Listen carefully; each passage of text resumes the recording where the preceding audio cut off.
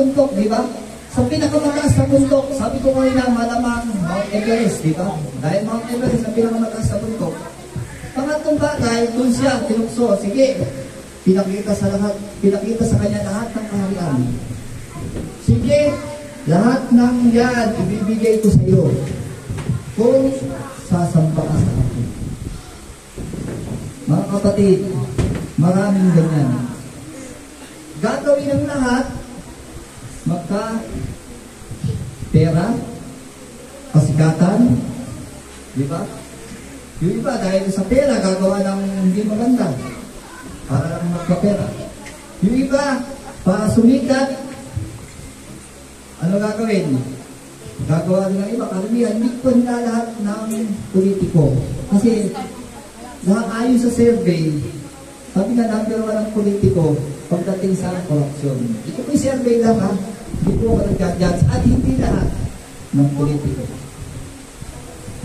Yung iba, kaya humahabol ng kandidatura dahil sa pera. Ang sabi rito sa ating pinag-aaralan, tinugno siya, pinakita sa kanya lahat ng kaharian. Kung sasapang sa akin, mapupunta sa iyo lang siya. Eh, sino ba yung tinutokso niya? Sino yung tinutokso niya? Si Lord. Sino ba si Lord? Nakapangyarihan sa lahat, ano? Sino ba? Siya ang may gawa ng langit at lupa eh. Eh, ba't ibibigay sa kanya? So, katalang siya may-ari ng langit at lupa. Tapos sasabihin niya, sige, ibibigay ko sa iyo lahat ng kaharian. Nandiyan po, kung minsan, di ba? Ganun ang ginagawa. Eh, sino ba siya ang kapitan ng langit at lupa eh? Sa natin ito, makikita o ano yung nangyari sa mundo ngayon? Last na kwento. Alam niyo yung istorya sa California. Diba? Ibibigay ko sa iyo lahat ng kaharian kung sasama ka sa akin. Ano sabi ng sa California? Di ba sa survey? Sabi sinabi ron, na wala man lang sa kanilang pumoto sa mga pista, wala man lang pumoto sa Diyos. Ibig sabihin, pera yung kanilang pinapadana. Maaaring mga artista dahil sikat, marami silang pera, kayamanan, o yung iba yung mga politiko, bali wala po yan.